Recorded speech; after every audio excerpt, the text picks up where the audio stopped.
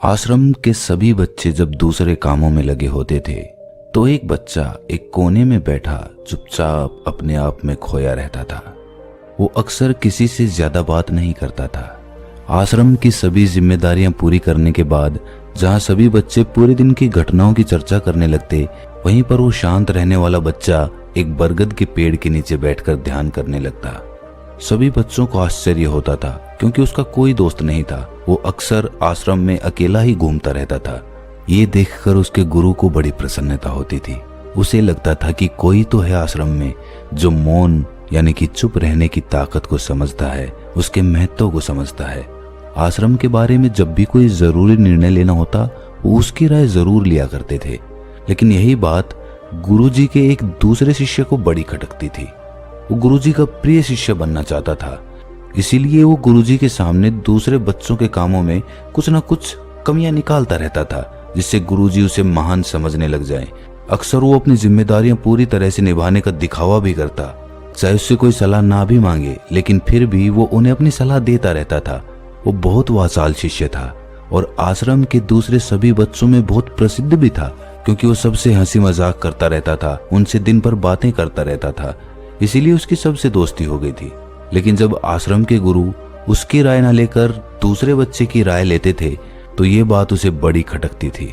उसे ये लगता था कि वो उस दूसरे बच्चे से ज्यादा बुद्धिमान है, लेकिन गुरुजी फिर भी उसकी तरफदारी करते हैं।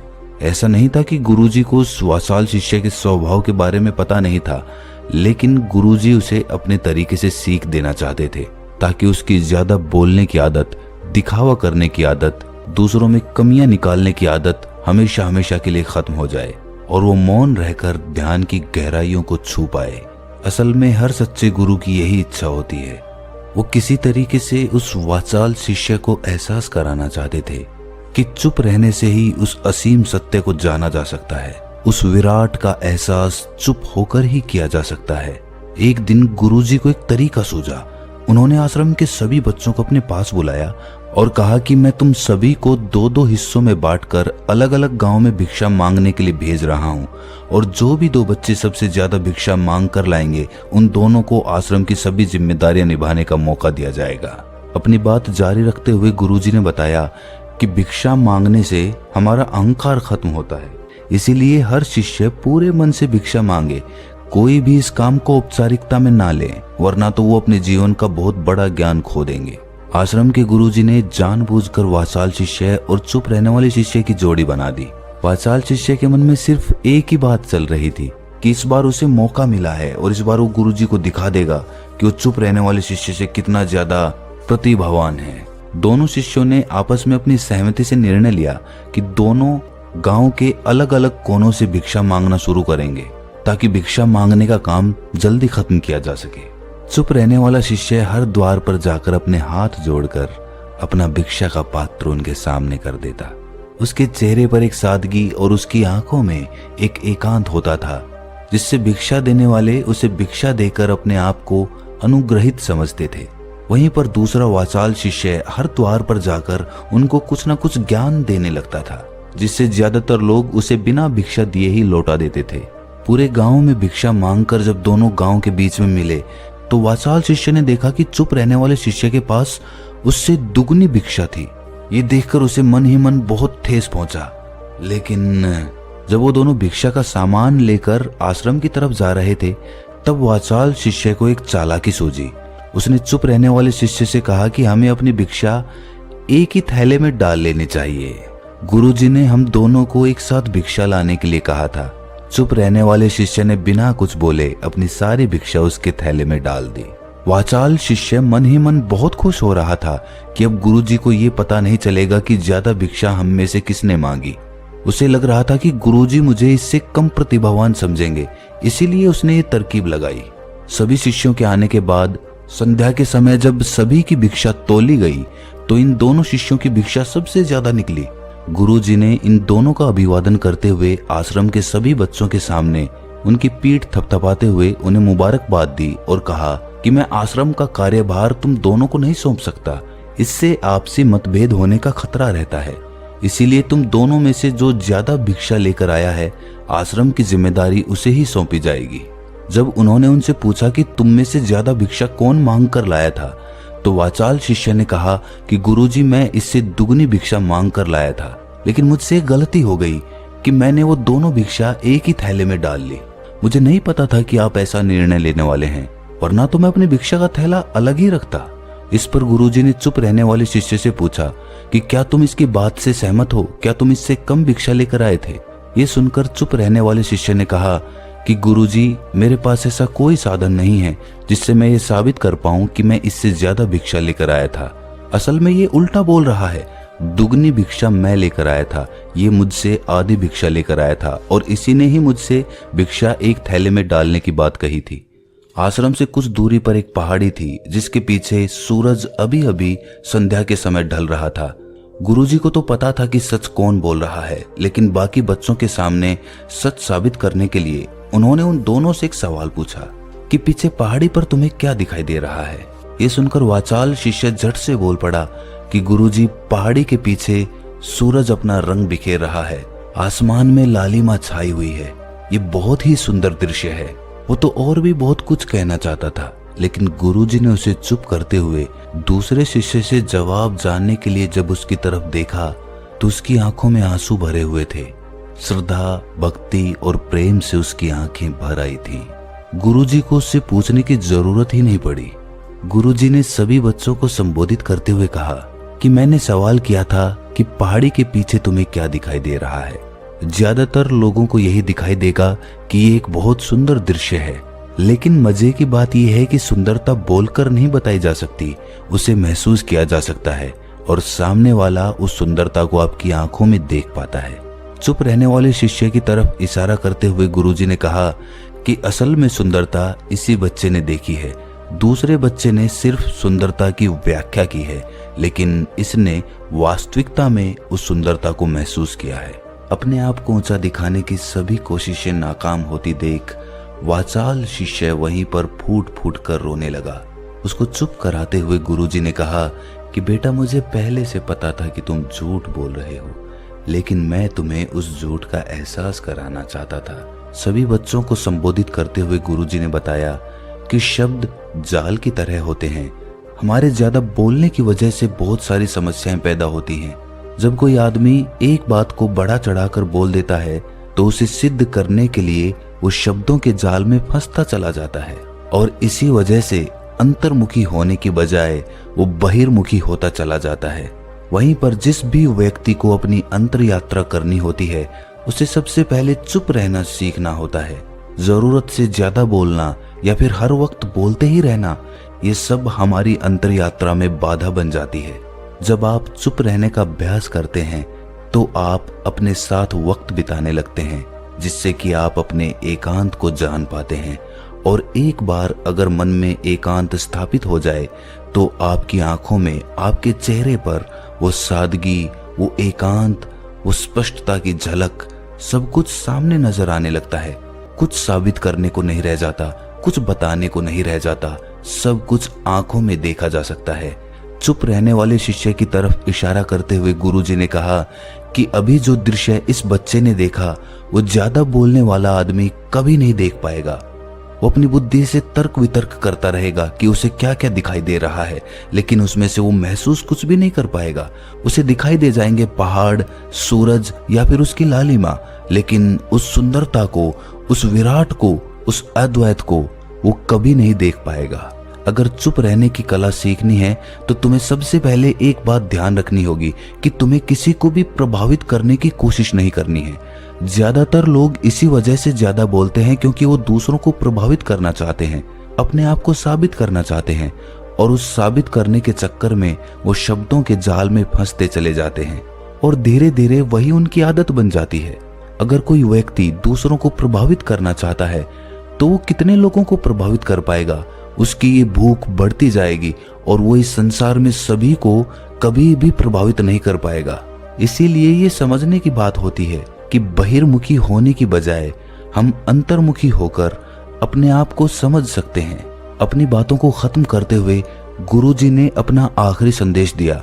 उन्होंने बताया कि अगर कोई व्यक्ति ज्यादा समय तक चुप नहीं रह सकता तो उसे थोड़े समय से अभ्यास करना चाहिए, दृढ़ संकल्प लेकर किसी व्रत की भांति दिन में कुछ समय या फिर हफ्ते में कुछ समय या फिर एक दिन चुप रहने का अभ्यास जरूर किया जाना चाहिए। इससे हमारी चुप रहने की आदत धीरे धीरे खुद ब खुद पनपने लगती है, क्योंकि एक बार जब हम चुप रहने लगते हैं तो हमें चुप रहने का आनंद पता चल जाता है। उसके बाद हमें प्रयास नहीं करना पड़ता, बल्कि हमारा मन आनंद की तरफ अपने आप बढ़ता चला जाता है। चुप रहने की कला सीखने के बाद आपकी बुद्धिमानी और आपकी स्पष्टता दोनों में बहुत ज्यादा फायदा होगा। वास्तविकता में जिसे दर्शन कहते हैं वो मौन रहकर ही किया जा सकता है।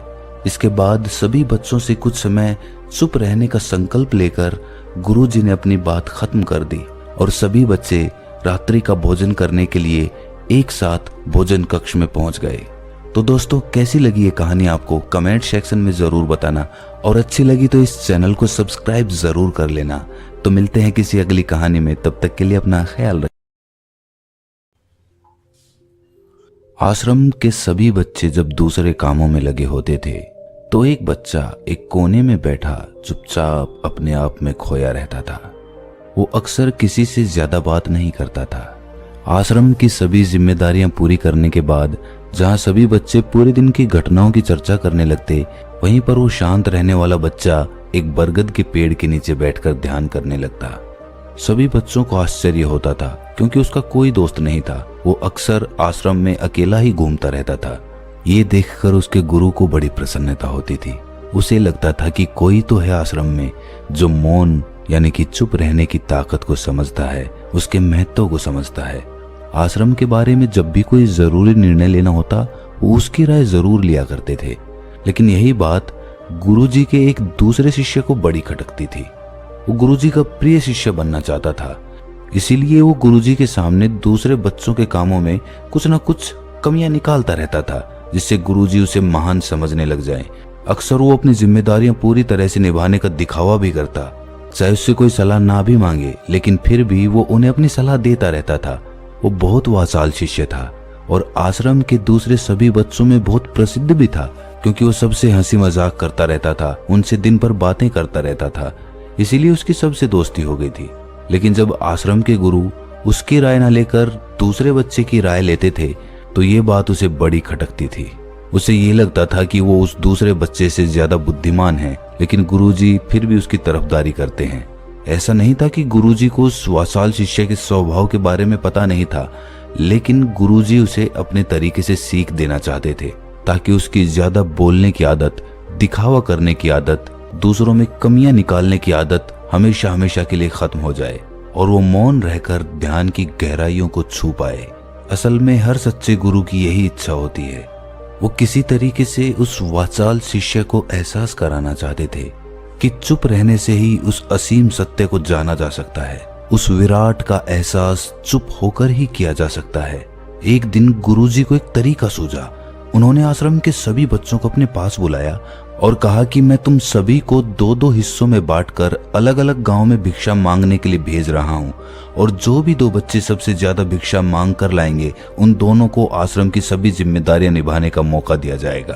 अपनी बात जारी रखते हुए गुरुजी ने बताया कि भिक्षा मांगने से हमारा अहंकार खत्म होता है, इसीलिए हर शिष्य पूरे मन से भिक्षा मांगे। कोई भी इस काम को औपचारिकता में ना ले, वरना तो वो अपने जीवन का बहुत बड़ा ज्ञान खो देंगे। आश्रम के गुरुजी ने जानबूझकर वाचाल शिष्य और चुप रहने वाले शिष्य की जोड़ी बना दी। वाचाल शिष्य के मन में सिर्फ एक ही बात चल रही थी कि इस बार उसे मौका मिला है और इस बार वो गुरुजी को दिखा देगा कि वो चुप रहने वाले शिष्य से कितना ज्यादा प्रतिभावान है। दोनों शिष्यों ने आपस में अपनी सहमति से निर्णय लिया कि दोनों गांव के अलग अलग कोनों से भिक्षा मांगना शुरू करेंगे, ताकि भिक्षा मांगने का काम जल्दी खत्म किया जा सके। चुप रहने वाला शिष्य हर द्वार पर जाकर अपने हाथ जोड़कर अपना भिक्षा का पात्र उनके सामने कर देता। उसके चेहरे पर एक सादगी और उसकी आंखों में एक एकांत होता था, जिससे भिक्षा देने वाले उसे भिक्षा देकर अपने आप को अनुग्रहित समझते थे। वहीं पर दूसरा वाचाल शिष्य हर द्वार पर जाकर उनको कुछ न कुछ ज्ञान देने लगता था, जिससे ज्यादातर लोग उसे बिना भिक्षा दिए ही लौटा देते थे। पूरे गांव में भिक्षा मांगकर जब दोनों गांव के बीच में मिले तो वाचाल शिष्य ने देखा कि चुप रहने वाले शिष्य के पास उससे दुगनी भिक्षा थी। ये देखकर उसे मन ही मन बहुत ठेस पहुंचा। लेकिन जब वो दोनों भिक्षा का सामान लेकर आश्रम की तरफ जा रहे थे, तब वाचाल शिष्य को एक चालाकी सूझी। उसने चुप रहने वाले शिष्य से कहा कि हमें अपनी भिक्षा एक ही थैले में डाल लेनी चाहिए। गुरुजी ने हम दोनों को एक साथ भिक्षा लाने के लिए कहा था। चुप रहने वाले शिष्य ने बिना कुछ बोले अपनी सारी भिक्षा उसके थैले में डाल दी। वाचाल शिष्य मन ही मन बहुत खुश हो रहा था कि अब गुरुजी को ये पता नहीं चलेगा कि ज्यादा भिक्षा हम में से किसने मांगी।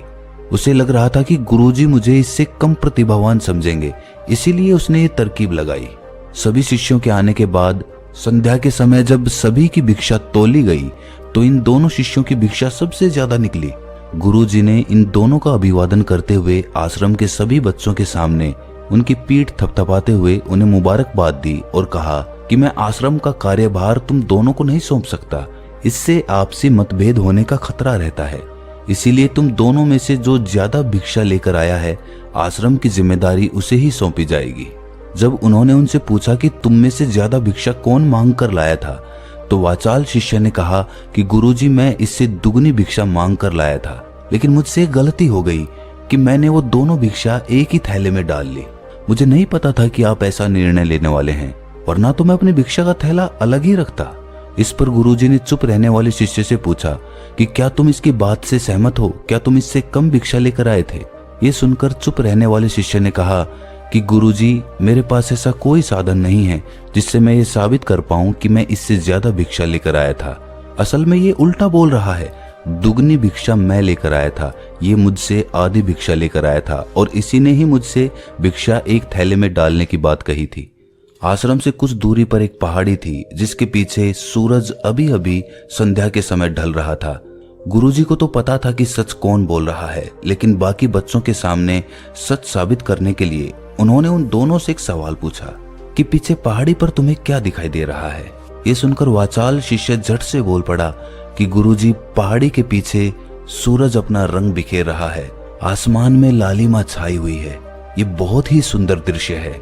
वो तो और भी बहुत कुछ कहना चाहता था, लेकिन गुरुजी ने उसे चुप करते हुए दूसरे शिष्य से जवाब जानने के लिए जब उसकी तरफ देखा तो उसकी आंखों में आंसू भरे हुए थे। श्रद्धा, भक्ति और प्रेम से उसकी आंखें भर आई थीं। गुरुजी को उससे पूछने की जरूरत ही नहीं पड़ी।